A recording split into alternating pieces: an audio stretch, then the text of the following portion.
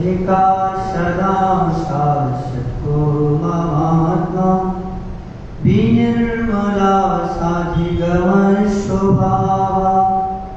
बहिर्भवा संतपदे समस्ता न शाश्वता कर्म भवा शुकिया।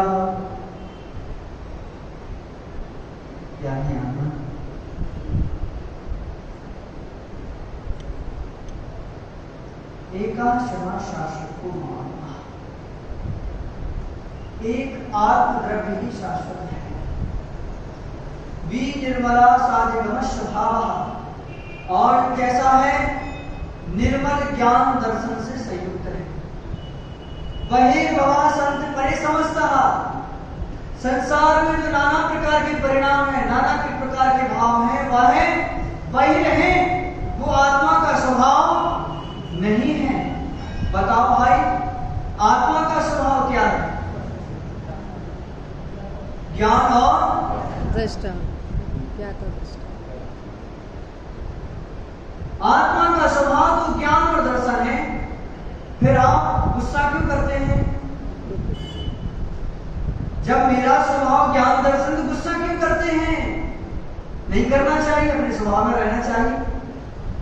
अपने स्वभाव में रहोगे तो स्वानुभव होगा। ज्ञानी आत्मन जो स्वभाव में रहता है उसको स्वानुभव होता है, और जो विभाव में रहता है उसे संसार का अनुभव होता है।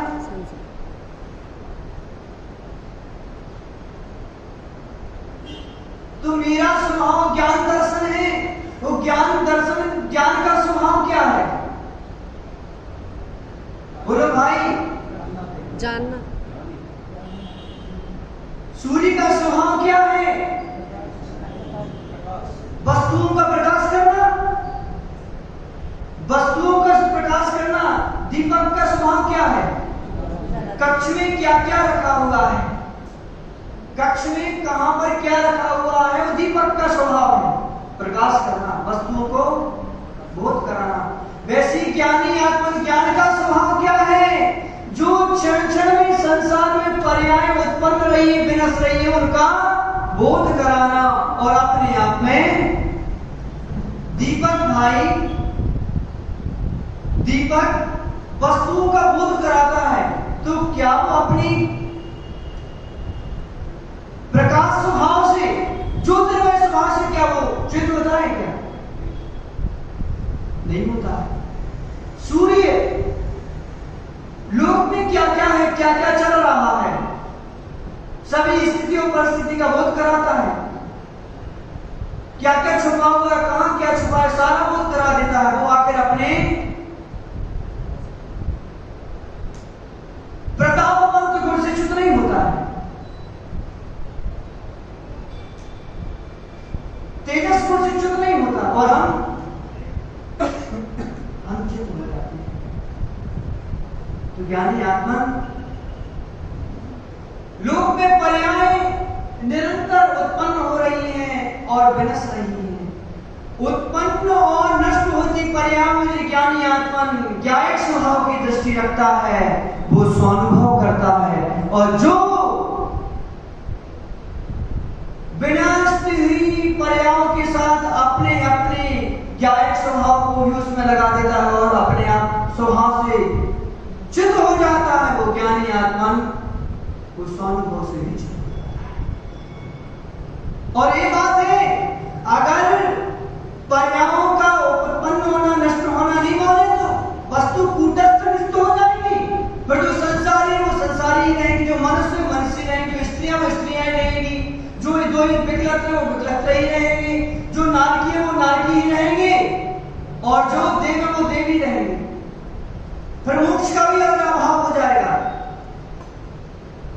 इसलिए ज्ञानी आत्माओं पर्याय का परिणाम होना भी आवश्यक है, पर द्रव्य का नाश नहीं होता है। तो पर्याय कैसी है? नित्यात्मक है, दोनों प्रकार की पर्याय होती है। ज्ञानी आत्मा संसारियों की बदलती हुई पर्याय तो दिखती हैं, स्थूल पर्याय भी होते, सूक्ष्म पर्याय होती हैं। आपकी जो मनुष्य पर्याय स्थूल पर्याय है, मनुष्य जो स्थूल पर्याय है आपकी। आप यहां से मरेंगे तो आपका जीवन मनुष्य पर्याय है, यहां से मरेगी तो देव बन जाएगी। जैसे आपके परिणाम होंगे वैसी आप गति में चल जाएंगे, वैसी पर्याय हो जाएगी। और सूक्ष्म परिणाम में आपका हो रहा है निरंतर एक समय संबंधी पर्याय संबंधी शरीर आपका निरंतर बदल रहा है। निरंतर जब बच्चा जन्म लिया था, छोटा था, 1 फीट का था, और आराम से वृद्धि करते करते करते आज 5.5 फीट का हो गया। अब एक अवगाहना तक पहुंच गया, उसके बाद देह की कांति निरंतर घट रही है। क्या है? पर्याय का परिणाम हो रहा है। कथनचित ज्ञानी आत्मा जैसे जैसे ज्ञेय पदार्थ हमको मिलते हैं, ज्ञेय पदार्थ माने की जानने योग्य जो वस्तु होती है। आप हमारे लिए सभी ज्ञेय हैं और आप सभी के लिए हम ज्ञेय हैं। बिच्छी है, कमंडल है, माइक है, घड़ी है, पंखा है, कूलर है, एसी है, आभूषण है, वस्त्र है, सब क्या है? ज्ञेय। 3 लोग पूरा ज्ञेय है। तो जैसे जैसे हमको ज्ञेय पदार्थ मिलते हैं, हमारा ज्ञान तदरूप परिणाम करता जाता है। पर क्या होता है? वो अपने ज्ञायक स्वभाव से च्युत नहीं होता, वो जानता है। तो घड़ी को घड़ी रूप से जानेगा, आखिर उस रूप नहीं होगा वो, ठीक है ना? आखिर हम क्या करते हैं? उस रूप को होते हैं तो दुखी हो जाते हैं, और नहीं हो पाते हैं, हो गए तो सुखी हो जाते हैं, नहीं हो पाते हैं तो ज्ञानी आत्मा विभाव पर्याय में, विभाव दशा में जी अपने स्वभाव से च्युत हो जाता है। पर सिद्धों के ज्ञान में भी, सिद्धों की ज्ञान की पर्याय भी बदलती है। ऐसा है, संसारियों की पर्याय तो बदलती है, ये तो है ही। आखिर आप सोचोगे क्या सिद्धों की पर्याय नहीं बदलती हैं? तो सिद्धों की पर्याय भी प्रति क्षण बदलती हैं। वो कैसी बदलती है? उनकी गुणों में षटगुण हानि वृद्धि होती है, उत्पाद और व्यय उनके पर्याय में भी होती है, उनकी ज्ञान गुण में होती है, षटगुण हानि वृद्धि होती है। तो जैसे जैसे संसारियों की पर्याय बदलती हैं, हमारी जैसी पर्याय बदलती हैं, तो उनके ज्ञान में जो झलक रहा है ना जी, सभी द्रव्यों की जो पर्याय के ज्ञान में झलकती है, उसके आधार से उनमें सद्गुण हानि वृद्धि